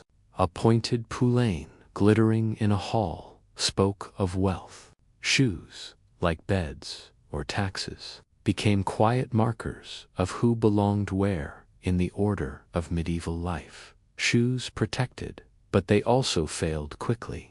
They were worn thin by constant walking, split by rain, and patched endlessly. But beyond their use, they carried meaning. They shaped how people walked, how far they could travel, and how others saw them. The story of shoes is not just about covering the foot, but about what those coverings meant in society. So how did shoes vary across different regions and centuries? What fashions, oddities, and evolutions marked the slow march of footwear through the Middle Ages? Shoes in the Middle Ages were not all the same. Though most peasants wore simple turn shoes or boots, fashion crept in wherever wealth allowed. Across centuries, footwear shifted in style, shape, and meaning. What began as plain leather wrappings became sharp points, broad toes, and even padded monstrosities that echoed vanity as much as practicality. By the 12th and 13th centuries, pointed shoes began to appear among the elite. Known as poulaines or crocos, these shoes stretched far beyond the natural toe, sometimes a foot in length. The longer the point, the higher the status it implied. For nobles and courtiers, walking was less about travel than display. Shoes became conversation pieces, flaunting wealth and leisure. In some courts, chains or ribbons tied the elongated tips to the leg, preventing tripping. The style spread across Europe, mocked by some, admired by others. Church leaders condemned the fashion as vanity, warning that elongated shoes symbolized sin. Laws attempted to limit their length, yet the pointed shoe endured, proof that footwear was not just protection but performance. By the 15th century, points gave way to their opposite, broad, squared toes. Known as duckbills or bear's paws, these shoes spread wide at the front, stuffed and padded to exaggeration. Some pairs grew so broad they extended past the edges of the foot by inches, resembling small shovels strapped to the leg, like their pointed predecessors. Broad shoes signaled fashion more than function. They were impractical for walking, expensive to make, and useless in work. But they marked their wearers as wealthy enough to indulge in sleepless. Shoes also varied by region. Northern Europe heavier boots dominated, protecting against cold and wet ground. Southern Europe, lighter, slipper-like shoes appeared, reflecting warmer climates. Italy, known for elegant styles, often dyed in bright colors and decorated with embroidery. England and France, leaders in pointed fashions, sparking endless sermons against vanity. Guilds of shoemakers in cities like Paris, Florence, and London regulated design, quality, and pricing. Shoes, like cloth and bread, were overseen by authorities to maintain standards and sometimes to curb extravagance. Children's shoes mirrored adult designs but were often simpler. Many children went barefoot until older, saving leather costs. When they did wear shoes, they were soft, quickly outgrown, and often passed down among siblings. Fancy children's shoes existed only among nobility, tiny, pointed, or embroidered versions of adult footwear. The Middle Ages also produced stranger designs. Some shoes were slashed to reveal bright linings, a fad that spread in the 15th century. Others were made with exaggerated heels or platforms, especially in Venice, where Chapin's tall wooden-soled shoes elevated women above dirty streets, sometimes by over a foot in height. These oddities were impractical but theatrical, transforming walking into a slow, careful performance. For most, shoes never reached such extravagance. Repairs defined their footwear. Soles wore thin within months, forcing cobblers to patch, nail, or replace them. A well-used shoe might be a mosaic of stitched leather, more repair than original. Peasants stretched shoes across seasons, stuffing them with straw for warmth, binding them with cords when seams split. Fashion mattered little to those whose shoes were a daily battle against mud and cold.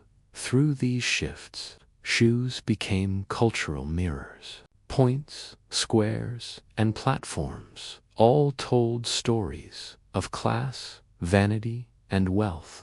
Laws and sermons reveal how controversial they became, as though the very shape of a shoe carried moral meaning. To walk in pointed poulaines was to declare yourself above toil. To shuffle in broad bear's paws was to flaunt your ability to waste. To go barefoot was to reveal poverty. Shoes were, quite literally, the footprints of social order.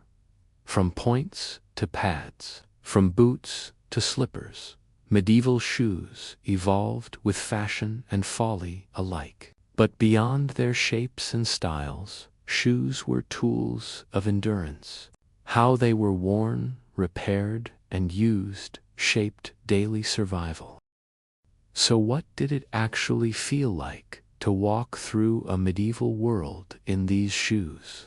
How did footwear hold up on muddy roads, stone streets, and fields of labor? Shoes were made to walk, but in the Middle Ages, walking was never simple.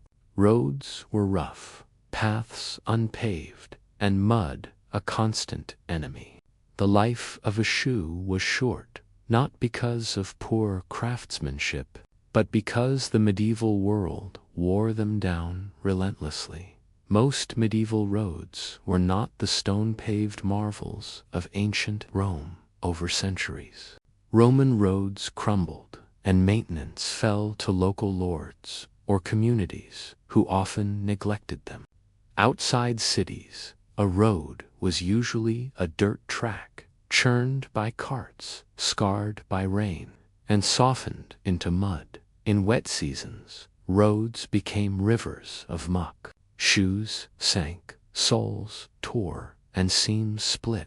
In dry seasons, dust coated everything.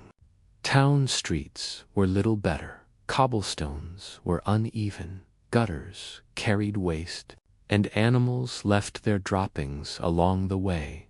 To walk anywhere was to test your footwear against constant obstacles. Travelers wore shoes down with alarming speed. Pilgrims crossing Europe walked hundreds of miles to holy shrines, their turnshoes patched and repatched until only scraps remained. Some strapped extra soles beneath their shoes, wooden pattens that raised feet above mud and filth, thicker and studded with nails. Yet even these cracked after long marches.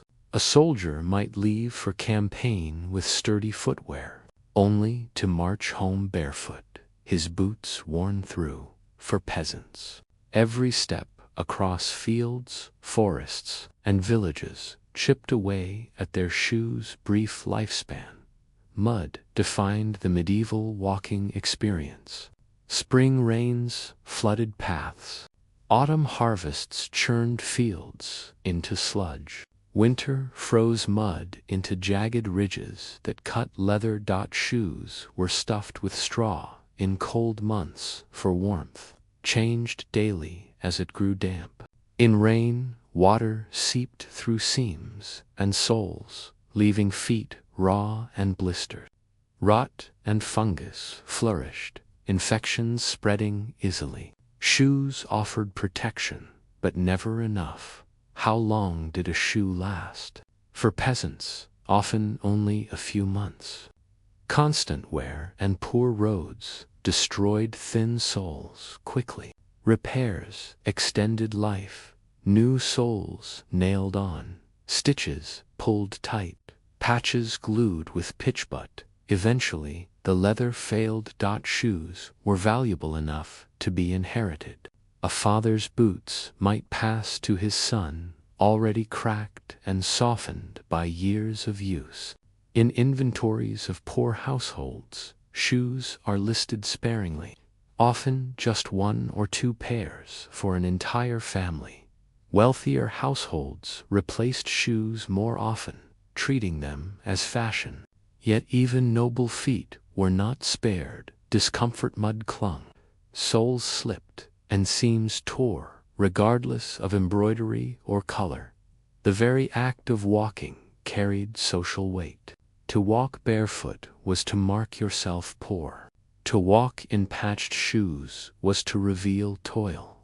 To walk in pointed or broad shoes was to flaunt wealth. Shoes broadcasted status with every step. Even the pace of walking was shaped by shoes. Pattens slowed progress but kept feet dry. Boots allowed soldiers to march further. Bare feet were quick in fields but painful on stones. The shape of a journey, the distance of a day's travel, was measured not only in miles but in leather-worn thin. Shoes may seem a small detail of history, but they tell the story of survival and society. They carried peasants through muddy fields, merchants through crowded markets, pilgrims across Europe, and nobles across polished halls. Each footprint pressed into mud was a reminder of class, labor, and endurance. Shoes were never permanent. They wore out, split, and were replaced, but their quiet presence shaped every journey of medieval life. History often celebrates knights on horseback or lords in gilded halls. Yet most people walked, and they walked in shoes that bore the marks of poverty, fashion, and necessity. The story of shoes reminds us that the past was lived not only in castles or battles, but in the dirt beneath ordinary feet. In the Middle Ages, bread was more than a meal. It was the cornerstone of existence, the measure of wealth, and the quiet background of every table. To speak of bread was to speak of survival. For peasants, bread could make up over half of daily calories. For monks, bread framed meals of cheese, fish, and ale. For nobles, it came in finer loaves, lighter and whiter than the dark, dense loaves of the poor. Every class ate bread, but not the same kind. Bread began with grain, and grain defined medieval life. Wheat was prized, but hard to grow in many regions. Rye, barley, and oats often formed the bulk of bread for peasants, mixed into heavy loaves that were filling but coarse. The harvest was everything. A good year brought full granaries, bread on the table, and the comfort of security. A poor harvest meant thinner loaves, stretched with beans, peas, or even ground acorns. Hunger could be tasted in bread, its quality rising and falling with the fortunes of the field. Grain was threshed, winnowed, and ground at mills. Watermills and windmills multiplied in the Middle Ages, turning grain into flour faster than hand mills ever could. Yet even here, the Lord's hand pressed down. Peasants paid fees to use mills, delivering portions of their flour as tax. Flour was mixed with water, and often with ale, yeast, or sourdough starters. Salt, if affordable, was added to strengthen and flavor. The dough was kneaded by hand, pressed and folded on wooden boards, then left to rise slowly in the warmth of kitchens or cellars. This was labor-intensive. Bread was rarely baked daily in poor homes. Families might bake once a week, producing loaves to last until the next. These hardened quickly, requiring soaking in broth or ale to soften. The poorest bread was more survival than pleasure. Not every household had an oven. Building and maintaining one required space, fuel, and skill. In villages, ovens were often communal, operated under the Lord's control. Families brought their shaped dough to the baker or oven keeper, who charged a fee in coin or bread.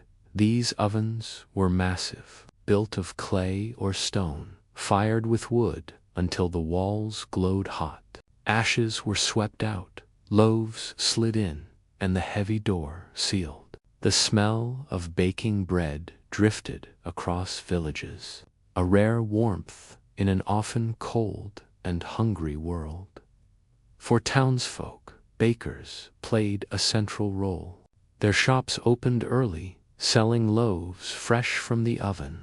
Bakers were regulated by guilds and laws to ensure bread was fairly weighed. Punishments for cheating customers could be harsh.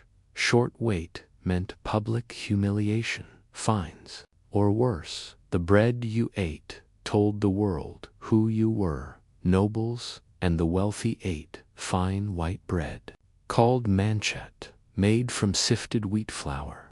Its pale color signaled refinement and expense. Townsfolk ate cocket, a coarser loaf of mixed grains, affordable but solid. Peasants ate maslin, a dark bread of rye, barley, and whatever else was available. Dense, sour, and heavy, it filled bellies but lacked prestige. Bread was both nourishment and social marker. To place a loaf on the table was to display one's rank as clearly as clothing or jewelry. Bread also served as tableware. Thick, stale slices, called trenchers, were used as plates. Meat and stew were piled onto them, the juices soaking in. Afterward, trenchers were eaten, given to the poor, or fed to animals. In this way, bread absorbed not only hunger, but the very structure of meals. To wake in the Middle Ages was to think of bread. Was there flour left? Was the oven day near? Would the harvest be enough to fill the mill?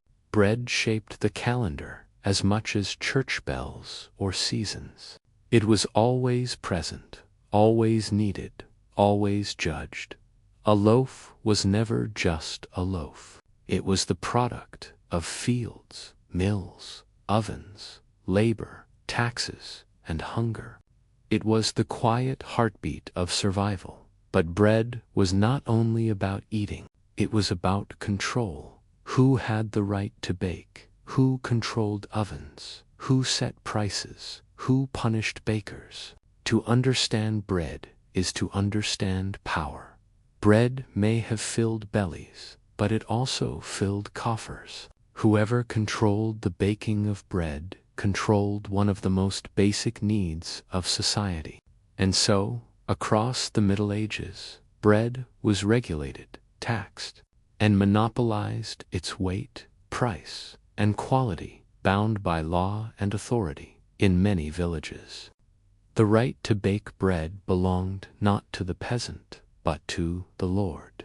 Manorial rights gave lords control over mills and ovens. A family might grind its grain at home and mix its dough, but to bake it in the village oven required payment, usually in bread itself. This meant every loaf baked carried the lord's share. The oven was not only a hearth, but a tool of authority. To avoid paying, some families built hidden ovens, but if discovered, they faced heavy fines. The smell of illicit bread could betray them. Thus, bread reinforced hierarchy. The very act of baking tied households to their lord's control. In towns and cities, bread was overseen by guilds. Bakers organized into associations that set standards for weight and price. The guild protected members but also restricted competition. To sell bread without guild approval could bring penalties. Guild rules dictated not only how bread was made, but how it was sold. Loaves were to be weighed on public scales. Prices were adjusted according to grain costs. But the guild ensured bakers did not exploit shortages. In times of famine, guilds came under immense pressure. Accused of hoarding or cheating, bakers walked a fine line, trusted as providers, distrusted as profiteers. Nowhere was bread more controlled than in England, where the assize of bread and ale, first issued in the 13th century, strictly regulated prices and weights. Bakers were required to adjust loaf sizes daily, matching grain prices set by law. If grain was cheap, loaves were expected to be larger. If grain was expensive, loaves shrank. The system attempted fairness, but it was a nightmare for bakers, who faced punishment if they failed to meet the standard. Punishments were not light. Bakers who cheated customers could be fined, pilloried, or paraded through streets with loaves hung around their necks. Public humiliation reinforced the message. Bread was too important to be left unchecked, because bread was survival. Shortages sparked unrest. When loaves shrank or vanished, riots followed. In France, bread riots flared in towns long before the Revolution. In England, villagers accused bakers of hoarding flour. In Italy, city records list countless disputes over bread prices. Bread was the people's measure of justice. To be denied a fair loaf was to be denied life itself. The communal oven was more than stone and fire. It was a symbol of dependence and authority. Smoke rising from its chimney marked both sustenance and obligation. Families queued with baskets of dough, each loaf marked to distinguish ownership. Each one watched carefully. When the door opened and the heat rolled out, the entire village shared in its power. Bread tied them together, but also bound them to the structures above. Bread was food, but it was also law. It revealed the hierarchy of medieval life: lords controlling ovens, guilds regulating bakers, kings issuing decrees, priests collecting tithes of grain. Every loaf carried the weight of authority. To bake was to pay, to eat was to submit, and yet bread endured. Despite fines, despite shortages, despite politics, it remained the one food no one could abandon. Bread was control, but it was also comfort, a constant presence through hunger and plenty alike. But bread was not only controlled, it was also cultural. Loaves carried meaning beyond hunger in rituals, religion, and symbolism. Bread was sacred as much as it was ordinary. Bread was more than food. It carried meanings that stretched from the altar to the hearth, from holy ceremonies to humble meals. In the Middle Ages, bread stood at the border between survival and spirit, ordinary and sacred. The most profound symbolism of bread lay in the church. In Christian belief, bread became the body of Christ in the Eucharist. The act of breaking and sharing bread at Mass was not merely symbolic. It was the central ritual of medieval worship. Monks baked altar bread with special care, sifting flour finely, shaping thin wafers to be consecrated. For villagers, receiving bread at Mass was both spiritual nourishment and a physical reminder of community. Bread thus connected the body and the soul. To eat was to live, but to receive consecrated bread was to live eternally. Bread carried protective power in folk belief. Families sometimes marked fresh loaves with the